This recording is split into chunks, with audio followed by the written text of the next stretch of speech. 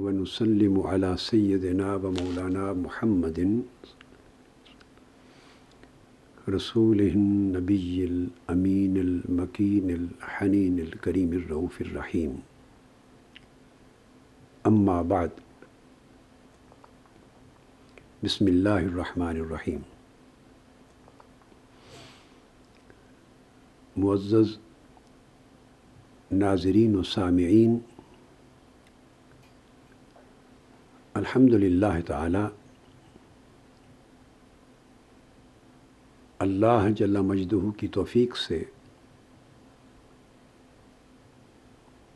ہم نے پچھلی نشستوں میں تصوف اور تعلیمات صوفیہ کے حوالے سے لفظ تصوف اور لفظ صوفی یا صوفیہ اس کے لغوی اور معنوی اشتقاق پر گفتگو کرتے ہوئے امام ابو بکر محمد بن اسحاق البخاری الکلابازی کی کتاب التعرف کے متعلقہ باب کا مطالعہ مکمل کیا تھا، اور اس کے بعد آخری نشست میں جو اس سے قبل گزری اس میں امام ابو نصر السراج الطوسی ان کی کتاب اللمع پر اپنی گفتگو مکمل کی، صرف اس ایک نقطہ پر کہ لفظ تصوف کا مادہ کیا ہے اور یہ کس مادہ سے مشتق ہوا ہے، لغوی لحاظ سے بھی اور معنوی لحاظ سے بھی۔ آج کی گفتگو میں انشاءاللہ تعالی بتوفیق الہی اسی موضوع پر امام ابو القاسم القشیری کی کتاب الرسالہ القشیریہ کے حوالے سے اسی موضوع کو آگے بڑھاؤں گا، مگر ایک چیز میرے ذہن میں آئی کہ میں کتاب اللمع کی نسبت ایک بات اور عرض کر دوں، چونکہ اس پر پوری نشست ہم نے مکمل کی تھی جو امام ابو نصر عبداللہ بن علی السراج الطوسی کی اللمع میں لفظ تصوف اور لفظ صوفیہ کے اشتقاق پر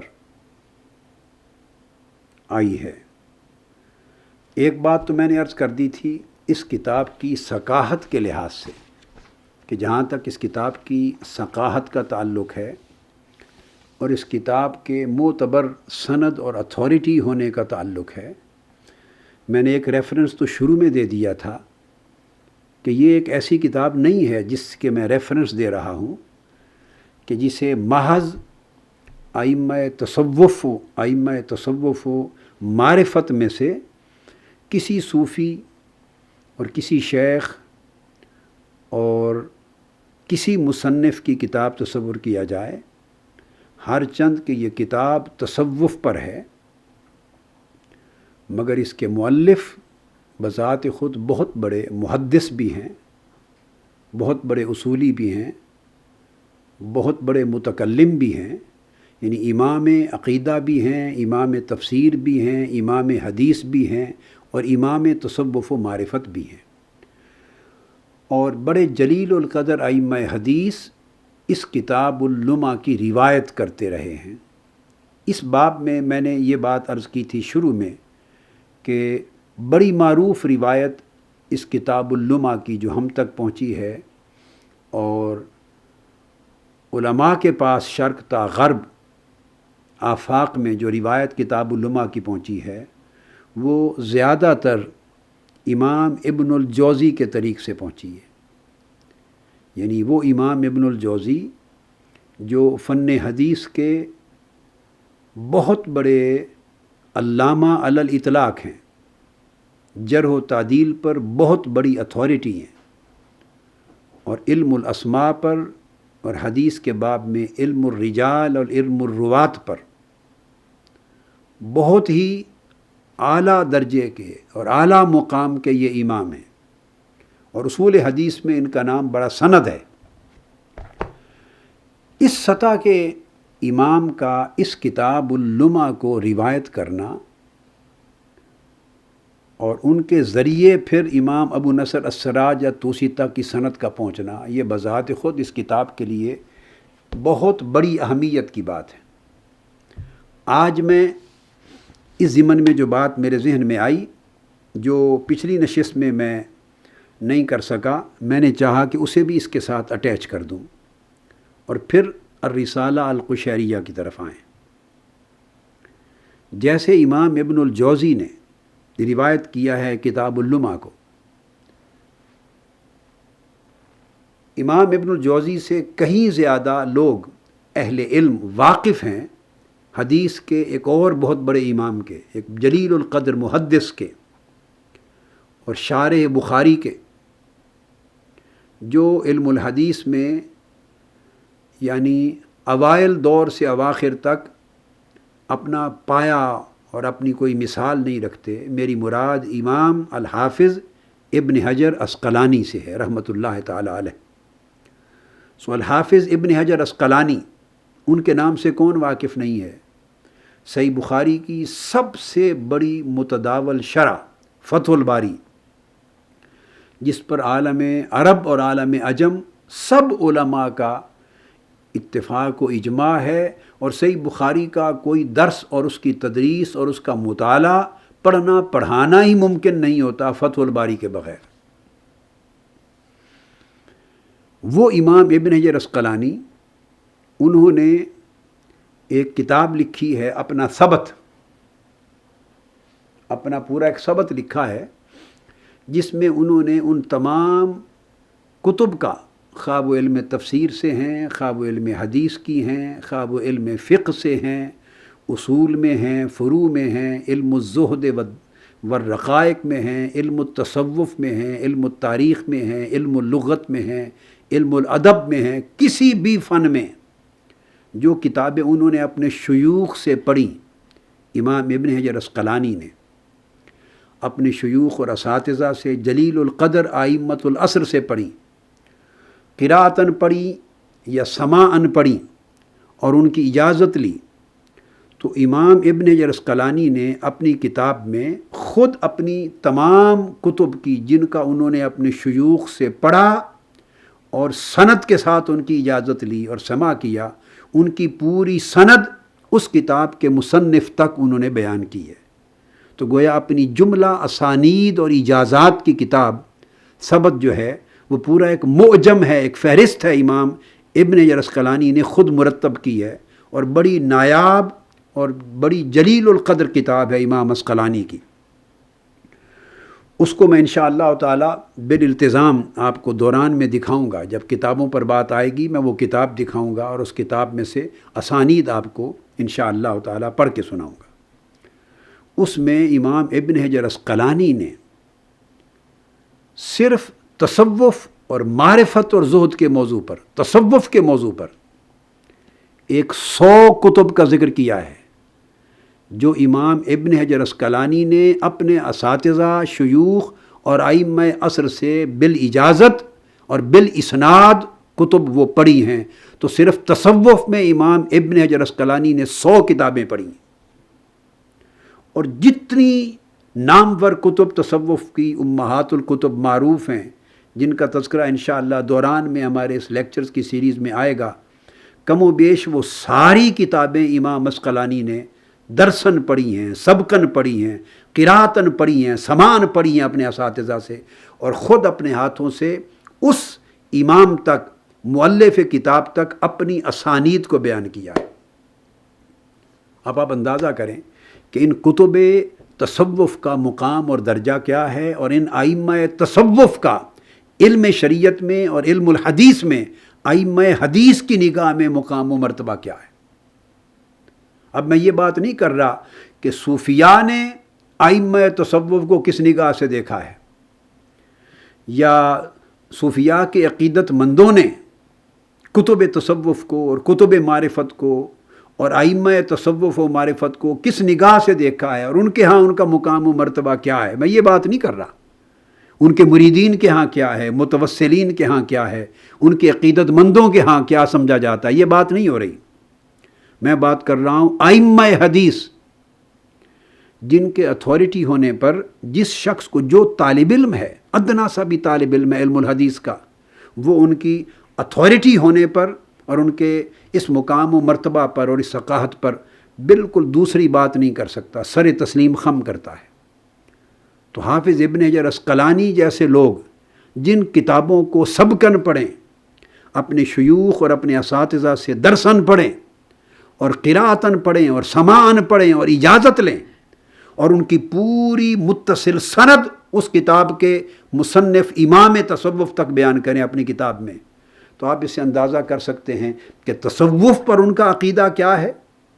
اور ائمہ تصوف ان کی نگاہ میں کیا ہیں، اور یہ کتب تصوف معتبریت میں اور معتمدیت میں اور اپنی ثقافت میں کیا مقام رکھتی ہیں ان ائمہ حدیث کے ہاں، جو جرح و تعدیل کے بھی امام ہیں. لہٰذا میں نے چاہا کہ آج کتاب اللمع کی نسبت بھی امام عسقلانی کا حوالہ دے دوں، اور پھر ہم آگے امام ابو القاسم القشیری اور ان کی کتاب کی طرف بڑھیں. تو امام ابن حجر عسقلانی نے کتاب اللمع بھی پڑھی ہے سبقاً اپنے شیوخ سے. اب آپ دیکھیے، اگر کسی امام حدیث کا عام درجے کے آدمی نہیں ہے، اگر کسی کا اعتقاد ہی نہ ہو تصوف میں، اور کوئی تصوف کو بدعت سمجھتا ہو، اور وہ کوئی امام العلم ہے اور وہ تصوف کو معاذ اللہ خرافات سمجھتا ہو اور متوازی دین سمجھتا ہو، یا دین اسلام کے دائرے سے خارج عجمی اثرات سے تشکیل پانے والا کوئی فکر، مذہب، فلسفہ یا خیال اور عقیدہ تصور کرتا ہو، تو وہ تو اسٹریٹ اوے اس کو رد کر دے گا. وہ کتابیں کیوں پڑھے گا؟ غلط عقیدے کے لوگوں کی، مؤلفین کی کتابیں امام ابن حجر عسقلانی جیسا امام کیوں پڑھے گا؟ علامہ ابن الجوزی جیسا کیوں پڑھے گا؟ سوال پیدا ہوتا ہے. اور پھر وہ نہ صرف یہ کہ پڑھیں، بلکہ اسانید پوری متصل سند کے ساتھ اپنے تمام شیوخ کے ساتھ اپنی اسبات میں ان کا ذکر کریں. یہ ذکر کرنا اپنے ثبت میں اسانید متصلہ کے ساتھ، یہ اس کتاب کی اتھارٹیٹیونیس اور اس کتاب کے مضامین، مشمولات اور اس کے کنٹینٹس پر مہر تصدیق ثبت کرنا ہے. سو امام ابن حجر عسقلانی وہ کتاب اللمع، انہوں نے اس کی سند لی ہے اور اس کی روایت کی ہے امام ابو الحسن علی بن محمد بن ابی المجد سے. کتاب اللمع کی، جو ابو نصر السراج الطوسی، یہ میں نے جس کا ذکر کیا، اس کی تفصیلی گفتگو گزر چکی ہے پچھلی نشست میں. یہ کتاب تصوف کی معرکۃ الآراء کتاب اور ٹیکسٹ بک ہے. تو امام ابو نصر السراج الطوسی کی اس کتاب کو امام عسقلانی روایت کرتے ہیں امام ابو الحسن علی بن محمد بن ابی المجد سے. وہ روایت کرتے ہیں امام سلیمان بن حمزہ سے. وہ روایت کرتے ہیں امام عمر الدینوری سے. پھر وہ روایت کرتے ہیں اس کتاب اللمع کو امام ابو الوقت عبد الاول السجزی سے. میں نے ان کا تذکرہ پہلے کر دیا تھا کہ یہ شرق تا غرب آفاق و عالم میں صحیح بخاری کے راوی ہیں. آپ سمجھ لیں آدھی دنیا سے زیادہ تک ائمہ حدیث اور علماء اور محدثین تک صحیح بخاری کی روایت امام ابو الوقت عبد الاول السجزی سے ملی ہے. چلیے، ان کے اور امام بخاری کے درمیان 3 واسطہ ہے. امام ابو الوقت عبد الاول السجزی اور امام بخاری کے درمیان 3 واسطے، اور پوری دنیا میں صحیح بخاری ان کی روایت سے گئی ہے. یہ راوی ہے صحیح بخاری. تو یہ راوی ہے صحیح بخاری امام ابو الوقت عبد الاول السجزی، یہ ایٹ دا سیم ٹائم جہاں صحیح بخاری کے راوی ہیں، وہاں یہ تصوف کی کتاب اللمع جو امام ابو نصر السراج الطوسی نے لکھی ہے اس کے بھی راوی ہیں، اپنی سند کے ساتھ روایت کرتے ہیں. تو ان کا عقیدہ اور ایمان ہے ان چیزوں پر. اور یہ ان کا نام حافظ ابن حجر عسقلانی کی سند میں آتا ہے، جن شیوخ سے ان تک سند پہنچی ہے روایت کتاب اللمع کی. اور پھر امام عبد الاول السجزی وہ روایت کرتے ہیں امام ابو بکر احمد بن ابی نصر الکرمانی سے. وہ روایت کرتے ہیں کتاب اللمع کو امام ابو محمد الحسن بن محمد الاستوائی سے. اور امام ابو محمد الاستوائی یہ براہ راست انہوں نے اس کتاب کا سماع کیا ہے امام ابو نصر السراج الطوسی سے. تو گویا میں نے کتاب اللمع کی 2 سندیں بیان کر دیں. ایک وہ سند جو امام ابن الجوزی کی ہے جو اس کتاب کے شروع میں صف اول پر مطبوع ہے، اور ایک سند تحقیق کر کے امام ابن حجر عسقلانی کے ثبت سے نکال کے آپ کو بیان کر دی. اور اس طرح علی ذی القیاس دیگر ائمہ بھی اپنی اپنی اسناد کے ساتھ اور اسانید کے ساتھ ان کتب کو پڑھتے اور ان کتب کو کامل عقیدہ رکھتے ہوئے اس کی روایت کرتے رہے.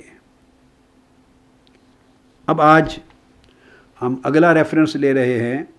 اگلی کتاب امام ابو القاسم القشیری سے. یہ ہے امام ابو القاسم القشیری، ان کا رسالہ القشیریہ. یہ بر صغیر پاک و ہند کے رہنے والے جو ہمارے بھائی ہیں اور سامعین ہیں اور ناظرین ہیں ان کی اطلاع کے لیے، یہ امام ابو القاسم القشیری، ان کا زمانہ اور ہمارے ہاں لاہور میں حضور داتا گنج بخش سیدنا علی حجویری رضی اللہ تعالیٰ عنہ کا زمانہ ایک ہے، اور حضور داتا گنج بخش علی حجویری رضی اللہ تعالیٰ عنہ کے یہ شیوخ میں سے ہیں. امام ابو القاسم القشیری حضور داتا گنج بخش کے اساتذہ میں سے ہیں. وہ جب بھی کشف المحجوب میں ذکر کرتے ہیں تو ان کے نام کے ساتھ استاذ کا لفظ لکھتے ہیں. تو گویا سیدنا علی حجویری کے شیوخ اساتذہ میں سے ہیں امام ابو القاسم القشیری. اب ان کی کتاب سے ہم لفظ تصوف کے معنی کا بھی ایک سرسری مطالعہ کر لیں گے، مگر اسی طرح قبل اس کے کہ میں اس کتاب کے لفظ تصوف کی بحث پر آؤں، میں اس کتاب کی پھر مقام و مرتبہ اور امام ابو القاسم القشیری کا اسلام کی تاریخ میں علمی مرتبہ اور علمی درجہ کیا ہے اس پر بھی میں گفتگو ضروری سمجھوں گا. اور یہ میں ہر کتاب کے حوالے سے کوشش کروں گا کہ جو تصوف کی کتاب آئے اس پر تذکرہ ایسا کرتا چلوں تاکہ سامعین یہ نہ سمجھیں کہ یہ کتب تصوف ہیں. اس لیے کہ جب تصوف کے بارے میں بعض ذہن پراگندہ ہو گئے، تصوف کا کنسیپٹ کلیئر نہ رہا، تصوف کی پکچر ذہنوں میں صحیح اجلی نہ رہی،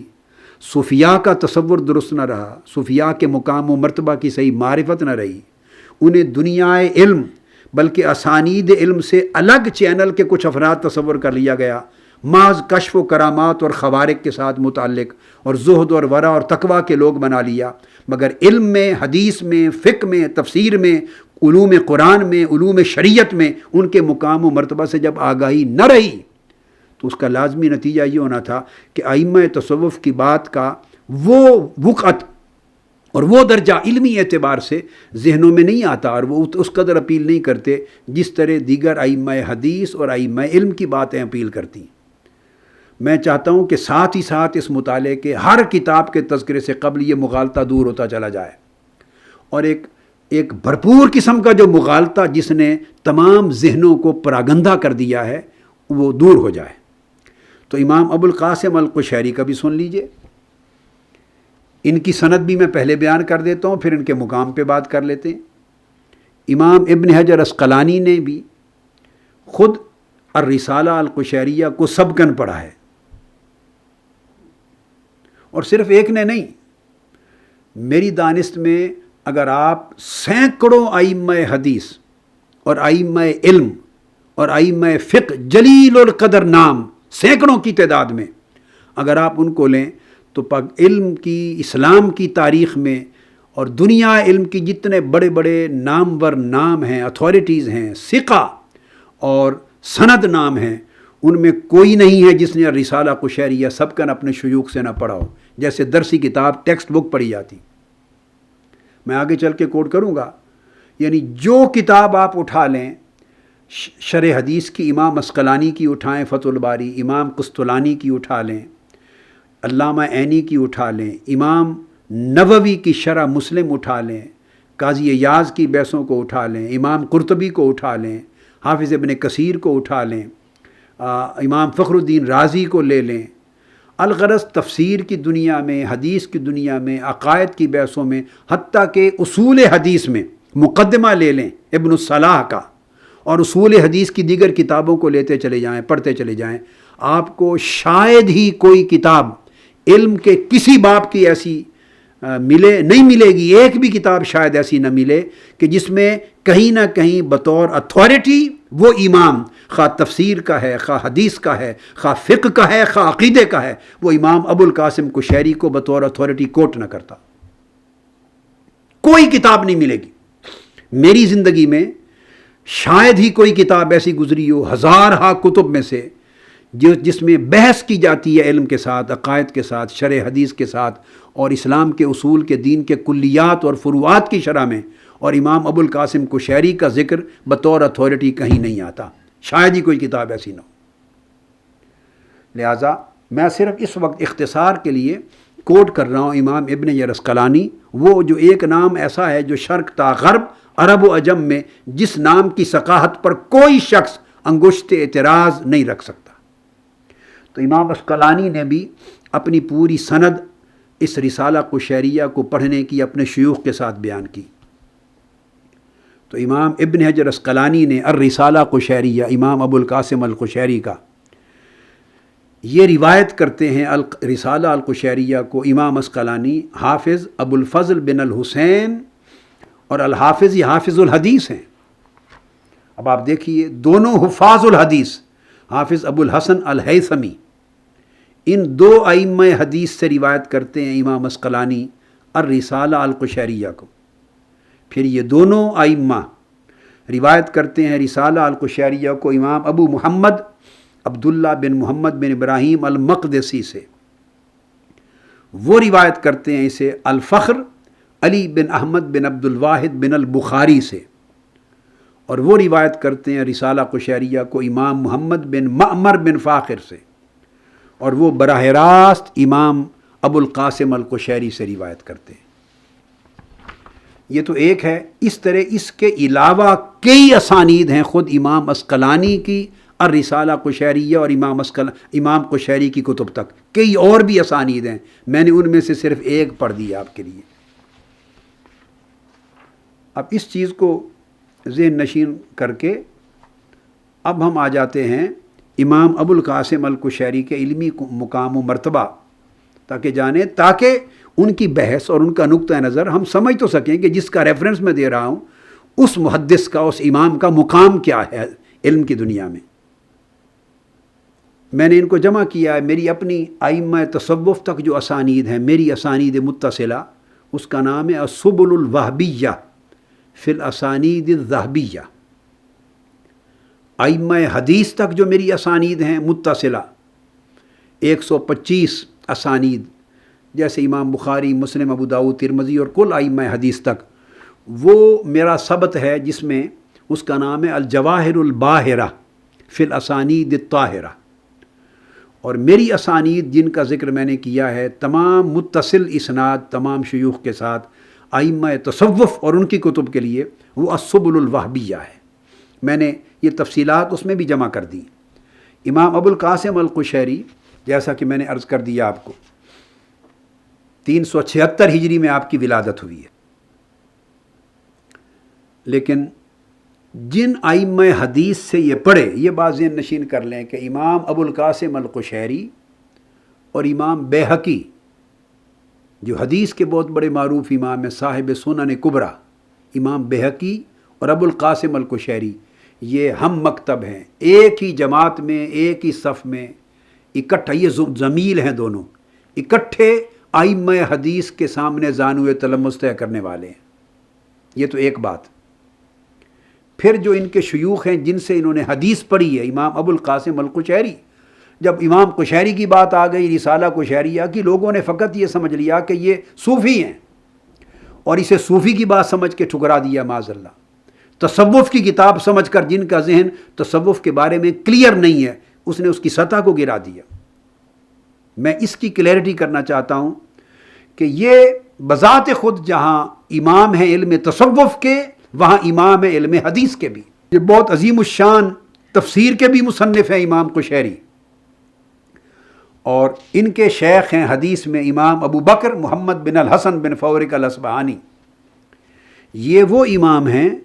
کہ امام بہقی نے بھی حدیث انہی سے پڑھی ہے، اور امام ابو القاسم قشیری نے بھی ان سے پڑھی۔ اسی طرح امام حاکم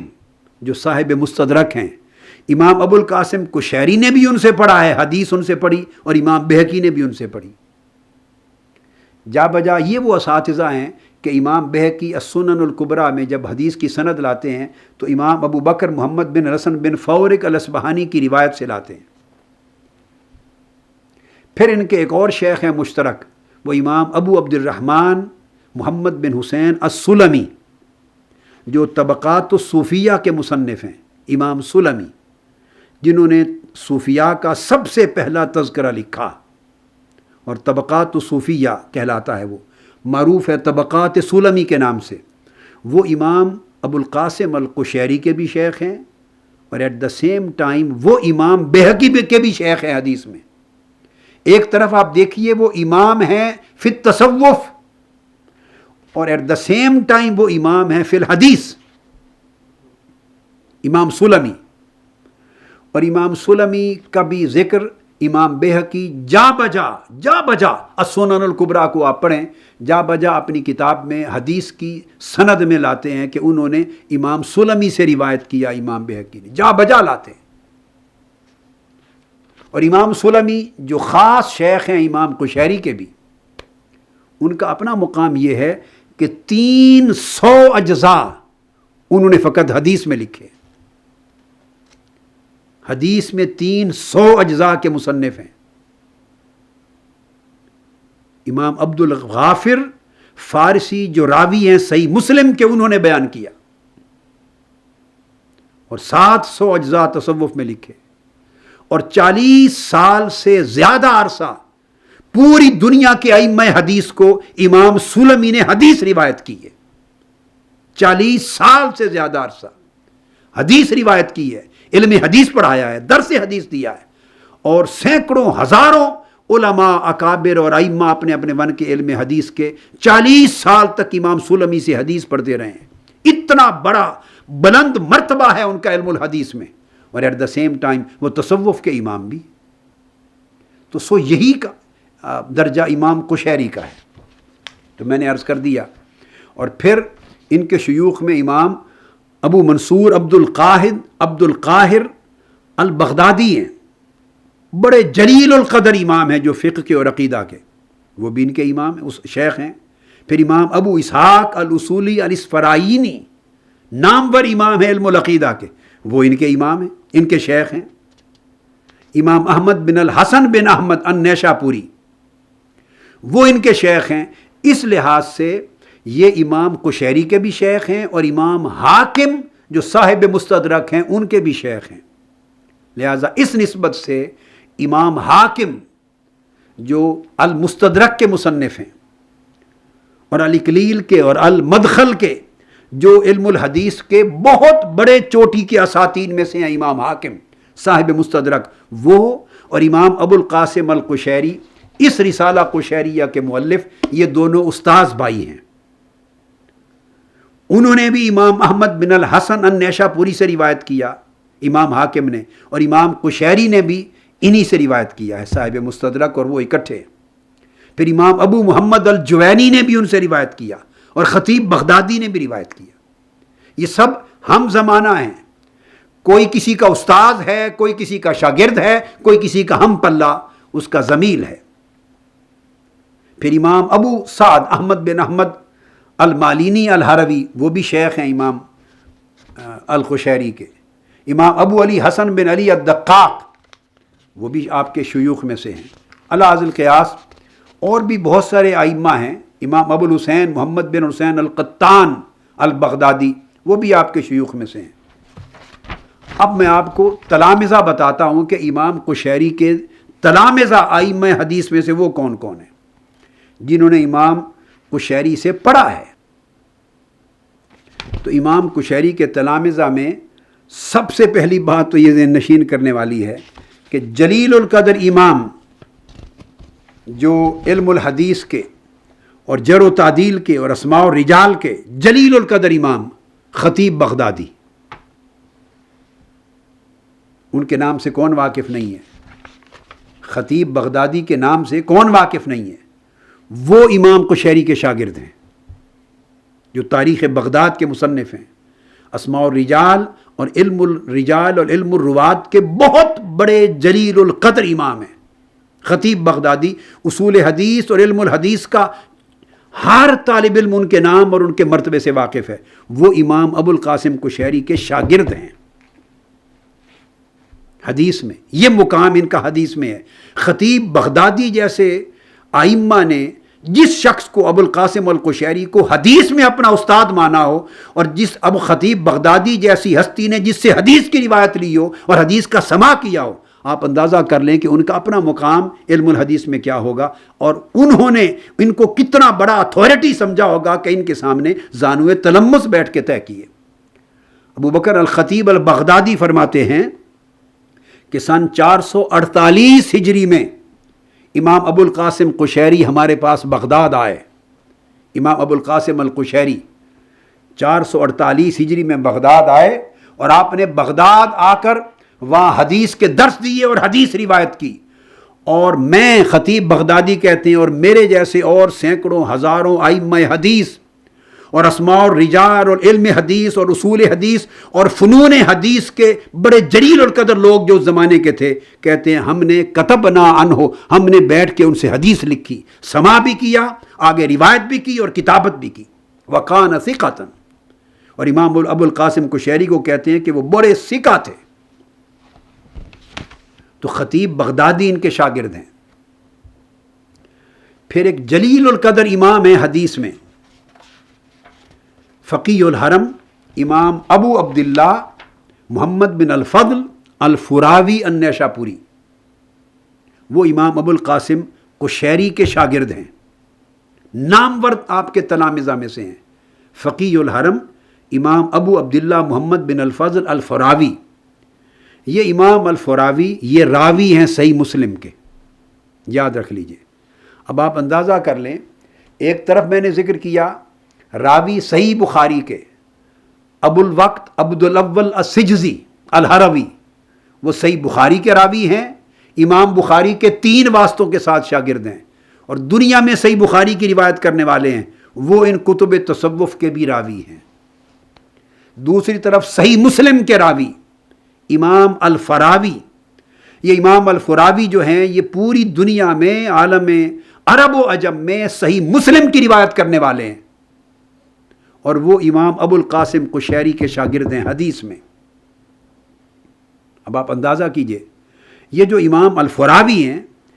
ان میں، اور یہ امام نووی جو صحیح مسلم کے شارح ہیں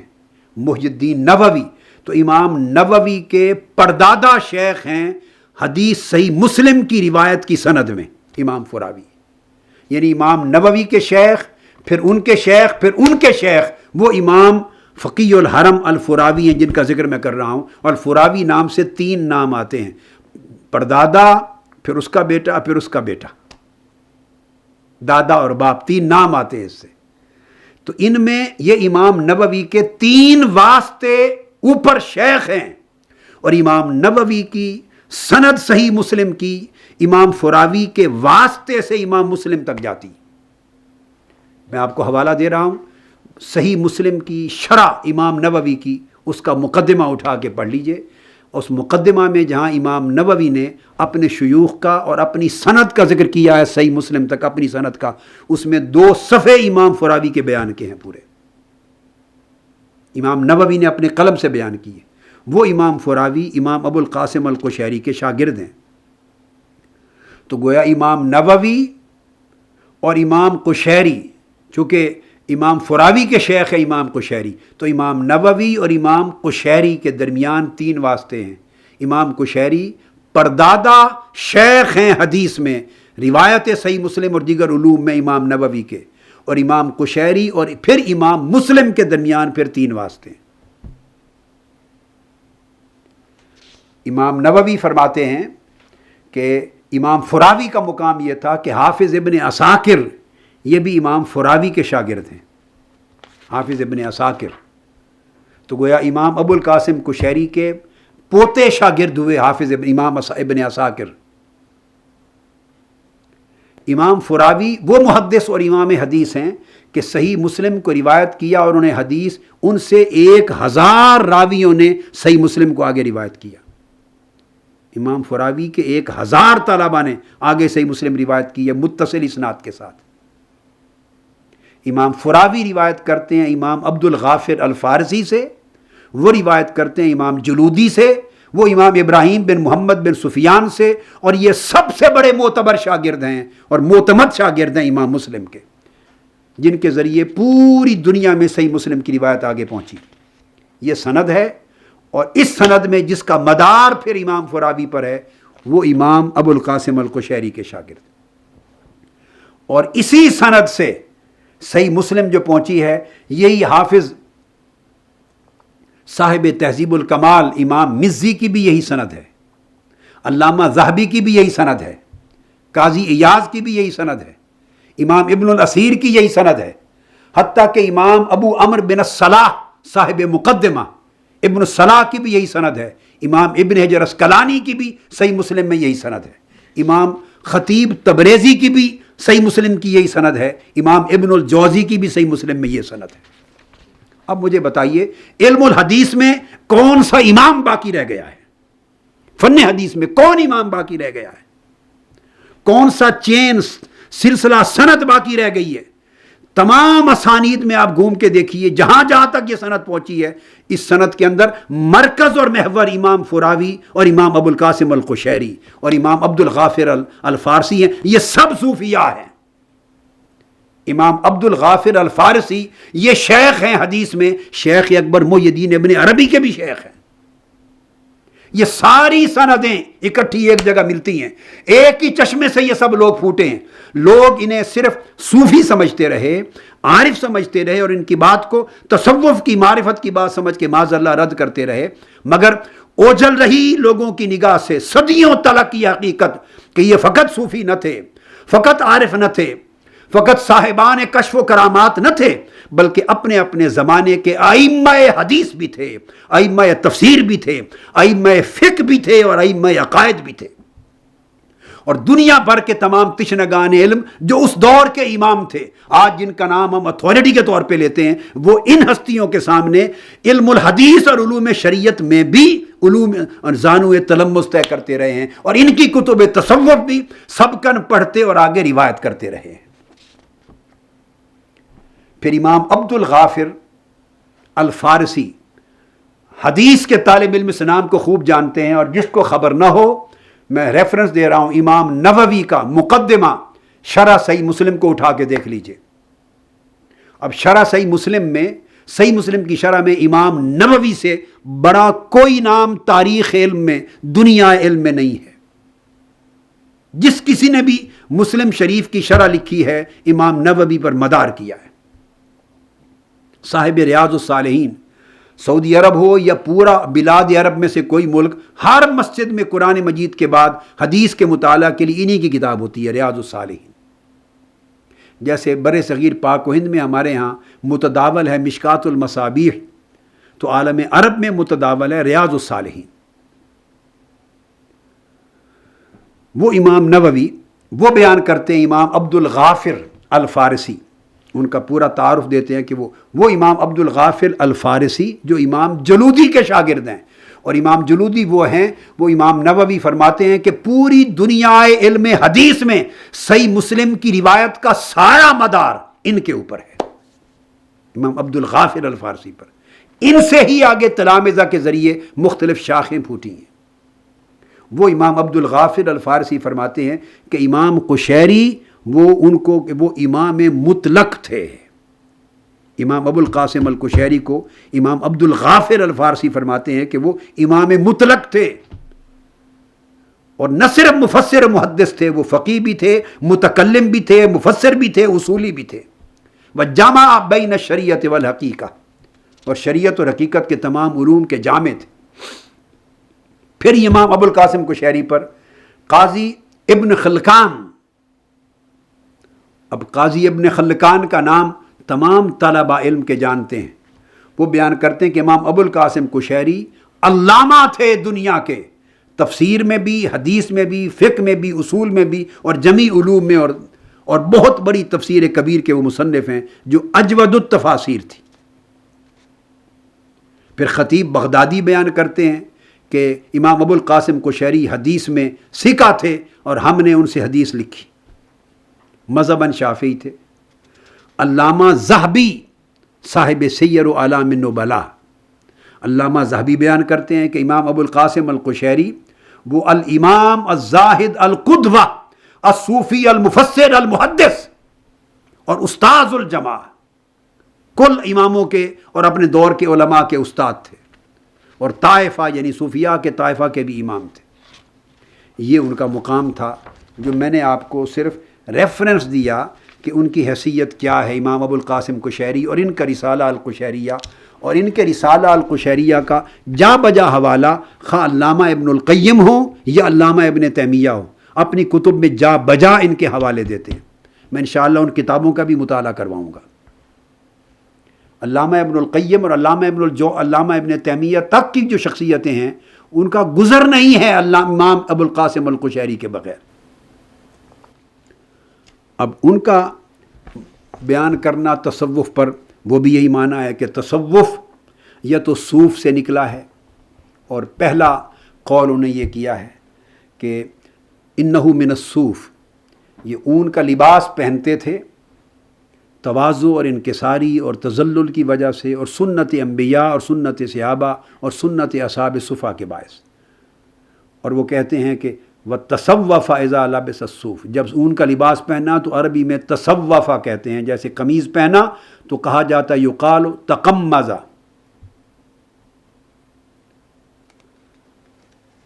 اور اس کے بعد وہ کہتے ہیں کہ دوسرا قول ان کا اصحاب صفا کی طرف نسبت ہے، یہ مانوی نسبت ہے، صفاتی نسبت ہے اور خلقی نسبت ہے، ان کے اخلاق کی، ان کی سیرت کے ساتھ مطابقت کی، ان کے شعار زندگی کے ساتھ مماثلت کی، ان کے ساتھ تشبہ کی، اور ان کی سیرتوں کے تتبع کی نسبت ہے، ان کی پیروی کی نسبت ہے۔ اصحاب صفا کی فرماتے ہیں انہم منسوبون الی صفۃ مسجد رسول اللہ صلی اللہ علیہ وآلہ وسلم، آقا علیہ السلام کی مسجد میں وہ جو پہلا صفہ تھا، یعنی خانقاہ آقا علیہ السلام نے بنائی تھی، تاریخ اسلام کی صوفیاء کی پہلی خانقاہ، جس کے بانی تاجدار کائنات صلی اللہ علیہ وسلم خود تھے، اور جس چبوترے پر تربیت پانے والے صحابہ میں سے جو صوفی تھے آقا کے صوفیاء، وہ 70 سے لے کے 700 تک تعداد اصحاب صفا کی تھی۔ فرماتے ہیں کہ دوسرا اس کا جو اشتقاق اور نسبت ہے وہ اصحاب صفا کی طرف ہے، اور یہ نسبت مانوی نسبت ہے۔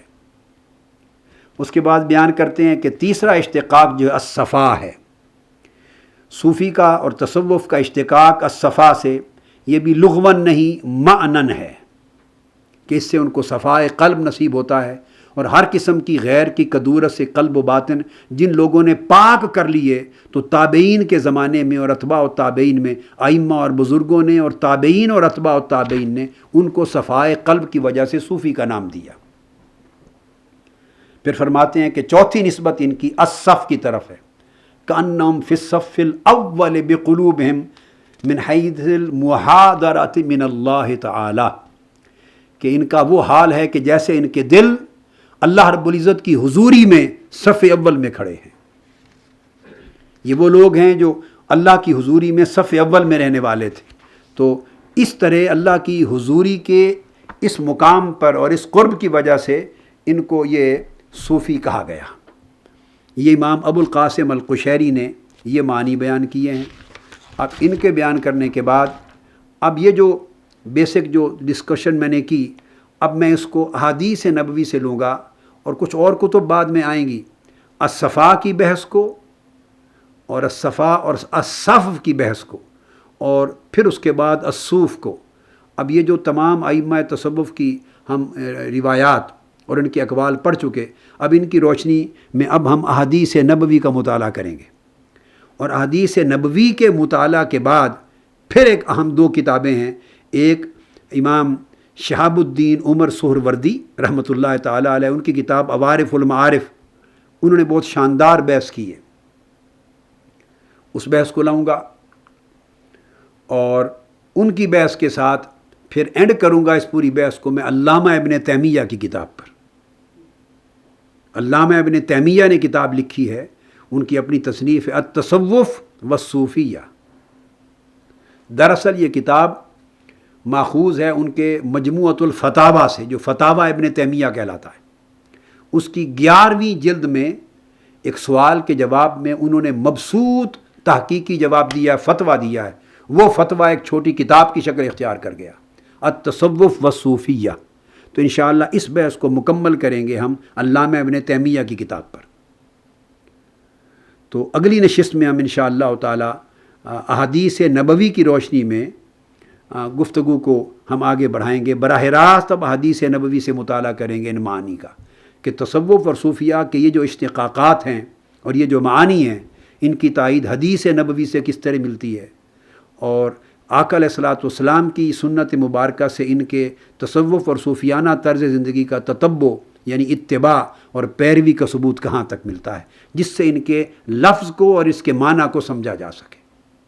وما علینا الا البلاغ۔ شیخ الاسلام ڈاکٹر محمد طاہر القادری کے آفیشیل یوٹیوب چینل کو سبسکرائب کریں اور بیل آئیکن کلک کریں۔